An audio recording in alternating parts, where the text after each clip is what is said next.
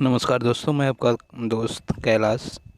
आज आप लोगों को करंट अफेयर पढ़ाना चाह रहा हूँ या बताना चाह रहा हूँ। 25 अप्रैल 2021 के कुछ समसामयिकी हैं। पहला है खंजर सैन्य अभ्यास। खंजर सैन्य अभ्यास जो है वह भारत व किर्गिस्तान के बीच होने वाला एक संयुक्त थल सेना अभ्यास है जो 16 अप्रैल को आयोजित हुआ। भारत और किर्गिस्तान जो है ये मध्य एशिया का देश है। दूसरा है पुगल्या फिल्म जो है यह एक मराठी फिल्म है जिसे मॉस्को इंटरनेशनल फिल्म फेस्टिवल 2021 में बेस्ट फॉरेन फीचर अवार्ड मिला है।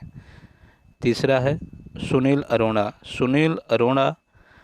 को गोवा का नया राज्यपाल बनाया गया है। सुनील अरोड़ा इससे पहले भारत के मुख्य चुनाव आयुक्त थे। इनके रिटायरमेंट के बाद इनको गोवा का नया राज्यपाल बना दिया गया है।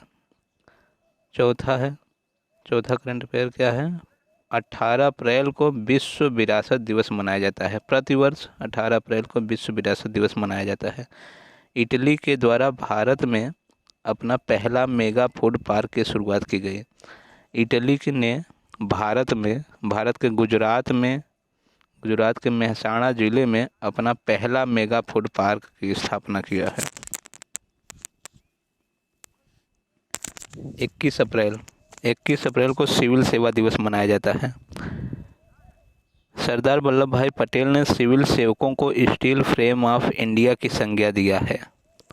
स्टील फ्रेम ऑफ इंडिया की संज्ञा सिविल सेवकों को दिया है। 21 अप्रैल को सिविल सेवा दिवस मनाया जाता है प्रतिवर्ष।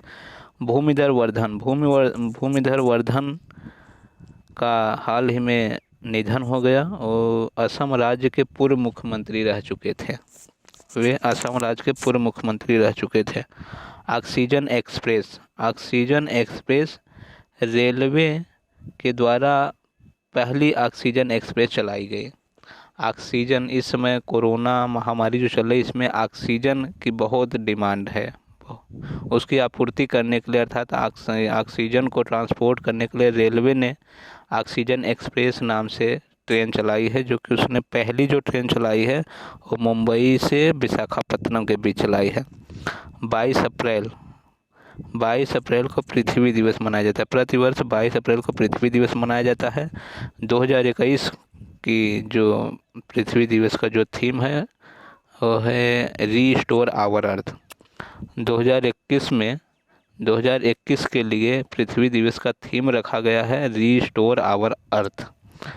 पहला पृथ्वी सम्मेलन 1992 ईस्वी में रियो डी जेनेरियो में आयोजित किया गया था। वैसे पृथ्वी दिवस मनाने की शुरुआत 1970 से ही हो गया था। पृथ्वी दिवस की संकल्पना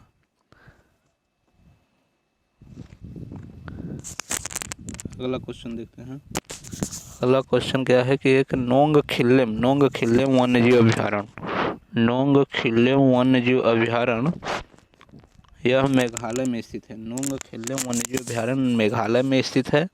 अभी हाल ही में यहाँ पर डिस्क फुटेड बैट, यह एक अलग किस्म का चमगादड़ है जिसका नाम है डिस्क फुटेड बैट, इसको देखा गया है। और इसी डिस्क फुटेड बैट के कारण ही नोंगखिल्लेम वन्यजीव अभ्यारण्य चर्चा में रहा। यह भारत के मेघालय में स्थित है।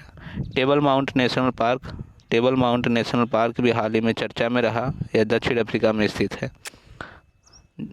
झारखंड मुक्ति मोर्चा यह झारखंड की एक पार्टी है, राजनीतिक पार्टी है, जिसे शॉर्ट फॉर्म में झामुमो बोला जाता है।